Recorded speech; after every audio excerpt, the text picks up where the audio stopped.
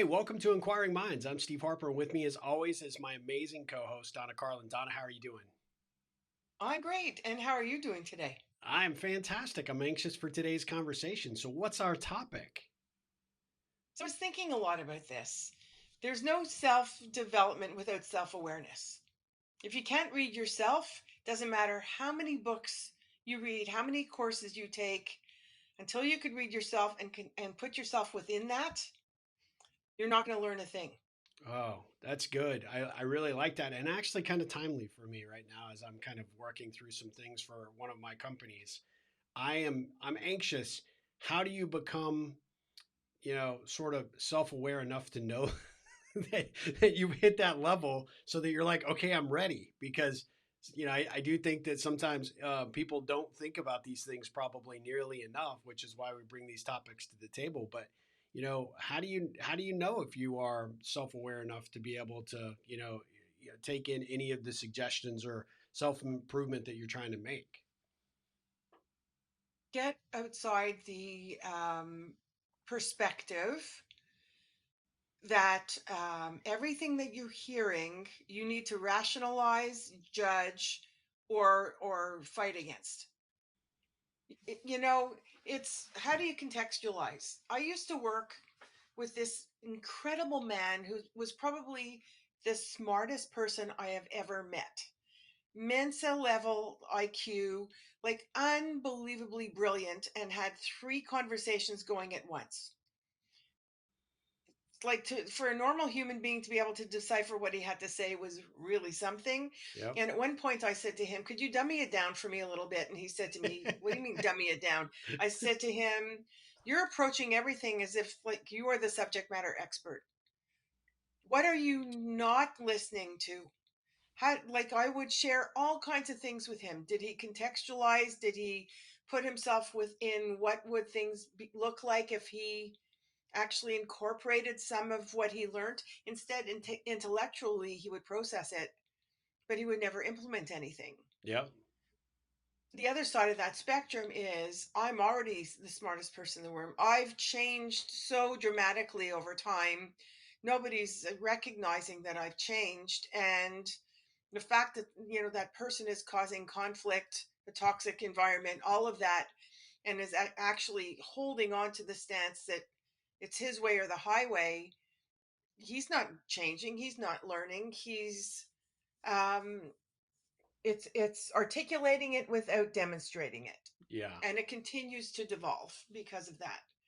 Hmm. How do you do it? That's the $6 million question. What are you aware of yourself, like the self-awareness within every context of your life? Well, I am curious. How did he take that feedback when you gave it to him? The first guy who Yep. said, like, when I said dummy Yep. it down, he looked at me and he said, "Well, I understand everything you're saying, and I could see, a place for it." So I said, "So how are you trying it out, playing with it, implementing it?" "The reason I'm working with you is A, B, and C. How do you tie that into change by choice because you're reflecting on the fact that it's in your best interest and everyone around you?" And he needed to intellectualize that. He was just such an intellectual. Yep. So I said to him, "We need to play with this. You need to try it out to see how you feel when you do approach things in a different way, like dumbing down a conversation that the average human being can understand. That in itself is, easy to try. There's no emotional attachment to that, right?" Sure.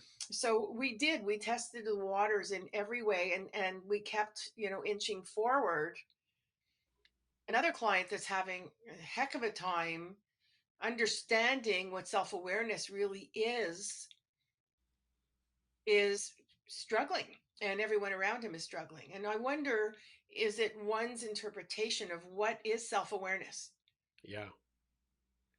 I think we That, need to go there. yeah, no, that's interesting. I mean, I think probably one of the, sort of the litmus tests that you could take for yourself if you were trying to figure out if you were self-aware is, are you even cognizant of how people respond and react when you're conversing, having that conversation, putting that idea forward, or trying to engage them and get them enthusiastic about an idea or in a some sort of upcoming project or some goal, right?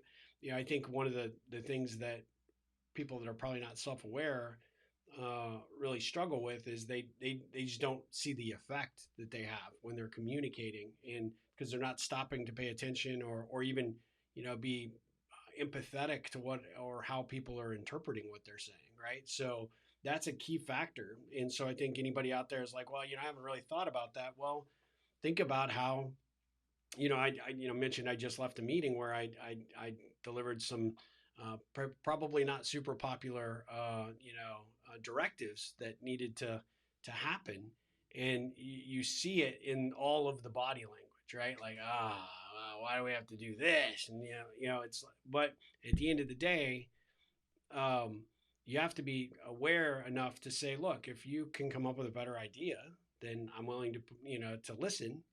This is the idea I've come up with, and this is the approach that I think we should take because this is the end game that we're trying to achieve. And but I'm open instead of hard charging and saying absolutely you're going to do it because I'm paying you to do it, right? And this is the direction that you are going, no ifs, ands, or buts. So I like to think, in some respects, the fact that I can pick up on those emotional cues, right? Those body language and maybe subtle eye roll cues that I was getting, um, opens up an invitation to have a conversation, right? And to say, okay, well, if you think you have a better idea, better strategy, better direction, let's hear it. I'm not going to put you on the, call you on the carpet right now because you weren't expecting this. You know, come up with an idea over the next 24 hours and let's sit down and have a conversation about it, right? So I think that we often, in the expediency of time, especially in business leadership, we communicate with such fervor and gusto that we don't often take that time to stop and think about those that we're impacting in terms of our thought process, our decisions, the ideas we're putting forward. And I think it's really critical to be aware of that. But it's, far and exceeds just the business environment, how you are with your significant other, your spouse, or your kids, or your community and your friendships. Um, Being aware of the power of your words and the impact that they have, I think, is so critical, because how could you get better or how could you improve if you're not, right? Of course. And then you could, for some people, you take it a step further. What if you know what the impact is of your words, choices, actions, or whatever, and when you ask the individual, how do you think that person felt at the end of the conversation? What if they were uncomfortable? What if um, they they took it in a way that was so destructive to your relationship, whatever it is? And the answer is, well, it's on them. It's their choice to feel that way. It's, in other words, I don't have to change my stance. It's how they took it, and they're responsible for that. Therefore, I'm not going to change anything. So I'm aware that it's happening. I'm aware that there's a lot of conflict and angst or whatever. However, I'll give you every reason in the book why it's everyone else's fault that it is that way without personally choosing to change. So that is the rationalization that gets in the way of the path between self-awareness and change. Are you Yeah. aware and do you care of what the outcome is? That's the first thing. If you do care what the outcome is, what are you going to do to change and gauge the response or the change in the response because of you shifting away from the previous way of doing something? Yeah. And, I think we all can hone our self awareness. There's no question, and when we approach things from emotion or anger or fear or whatever else, it's pretty much tunnel vision how we interact with somebody. It's outwards. It's not give and take, and taking in the what is the impact of my actions, words, etc. And I think it's critical. I look at self-awareness as one step. What are the questions you need to ask to continue to be curious about yourself? And what do you do when you don't like the answer. Yeah, yeah, that's a really good one. I think most people retreat to what they've always done, right? Well, I don't like the answer, so I don't like to face it. Therefore, I'm not going to do anything to improve it or try to fix it, right? And I do think that that's the pivotal moment when you have to ask yourself, well, if I don't like the answer and I don't like what I'm becoming, then maybe it's time to seek outside help to help me become a better version of myself, right? And I think Right. that you've clearly see it in your work, and I do in mine. That's often when somebody is seeking out a coach or a, a close, confident relationship that they have, a confidant that they can be a little bit honest and say, look, Yeah. I recognize some of these things, but I don't have a clue how to fix it, or maybe there's too much water under the bridge to even try. And I just had a conversation with a potential coaching client last week that he felt like there was just too much acrimony between him and his boss, and that it would be a futile effort to try and make amends, or even get that relationship back on track.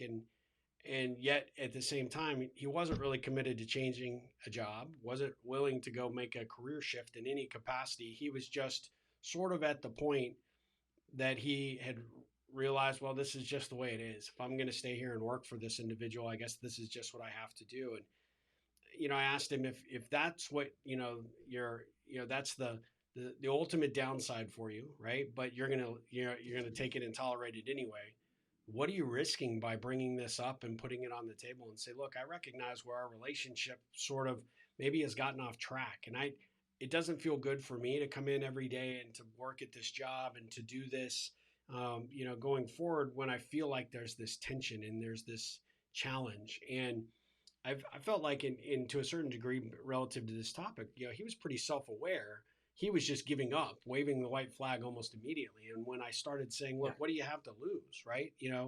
You're playing a pivotal role, so you don't feel like you're putting your job in jeopardy by raising it. And there can only be at least the premise of a positive conversation that could go on the table, with this boss that probably is also feeling the same, and now, instead of butting heads on everything, potentially like, hey, look, how do we make it more collaborative? How do we bridge some of these issues? And if we are going to have disagreements, maybe we shouldn't have them in front of the team so that they know that there's this tension, because that just ripples out to everybody else. And then anytime we're in the same room, everybody's like on high alert. Nobody wants to be there. So I think, for people that are really, take a couple of key takeaways from this particular episode is, asking yourself those questions, and like you said, am I asking the right questions? Am I putting myself in the best situations to have positive outcomes? And what role do I play in them not happening? Or what role can I play in helping them happen, in a more positive light? If you are so self aware and you're able to hone that, you're going to know what your triggers are, what causes that conflict with your boss or with other people, and to ask yourself, what do I really want to see happen here? Yeah. Yeah. And how can I contribute to it rather than force an outcome or try to force an outcome, which will force somebody to push back. Yeah. Um, so that's a good point. The collaborative conversation. What is what about you? Do you know and understand that's going to tell you I'm going to fight for this and I'm not going to do it in a way that's collaborative at all? And what's that going to do? Yeah. I'm stubborn. I'm all the things that you might call yourself. However, do you get yourself to a point where you're not approaching it from stubbornness?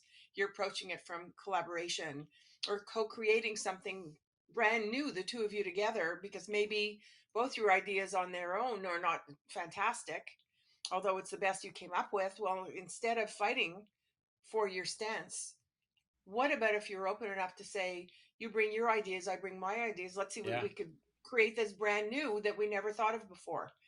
And at least be open enough to listen to what you don't know and not have to be the smartest person in the room. Yep. No, I like that. And I think, to your point, right? If you can get to that stage, then it's kind of like you break through to that new level, because everything that you're now experiencing and everything that you're more open to, you will increase your bandwidth of knowledge and experience in a way that you probably were closed off to previously. Because you're now saying, "Hey, look, I don't know everything. I don't have all the answers, but I'm willing to come to the table and learn." Because in the overall approach is I always want to be better, right? I want to be a better individual. I want to be a better spouse. I want to be a better father. I want to be a better business leader.